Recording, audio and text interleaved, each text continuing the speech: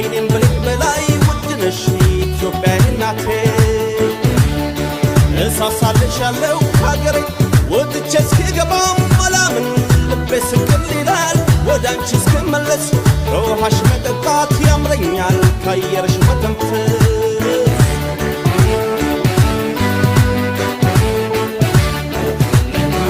ስም ብቻ ይሁን ያንቺም እናትነት ኢትዮጵያችን ሁሌ የተገነት